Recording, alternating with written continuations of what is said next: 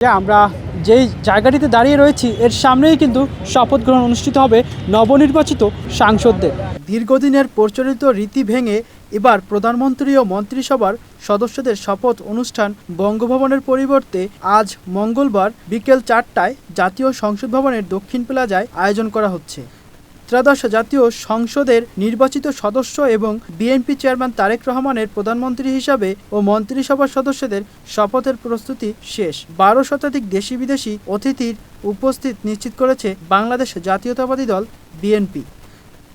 ঢাকার মানিক মিয়া এভিনিউ এলাকায় অবস্থিত সংসদ সদস্য ভবন, সংসদ সদস্য হোস্টেল কমপ্লেক্স, সরকারি ফ্ল্যাটগুলোর প্রস্তুতির কাজও শেষ। জানা গেছে মানিক মিয়া এভিনিউতে অবস্থিত 6টি ন্যাম ভবনের মোট 216টি ফ্ল্যাট নবনির্বাচিত এমপিদের বরাদ্দের লক্ষ্যে প্রস্তুত করা হয়েছে।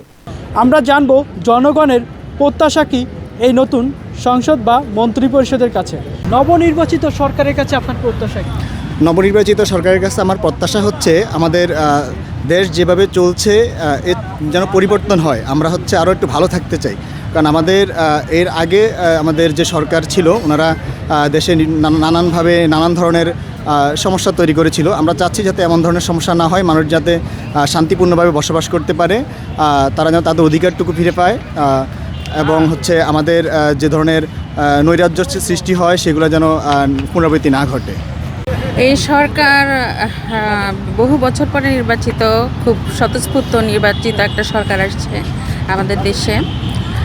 তো সেই হিসেবে আমাদের দেশের যে পরিস্থিতি ছিল সব কিছু মিলে সামাজিক যে সমস্যাগুলো আছে, দেশের অর্থনৈতিক বিভিন্ন রকমের সন্ত্রাস, চাঁদাবাজি, তারপরে নারীদের বিষয়টা, সব কিছু মিলে একটি অত্যাধুনিক সমাজ গড়ে উঠবে, এটাই বিশ্বাস এবং এটাই আশা করি আমি একজন সাধারণ নাগরিক হিসেবে।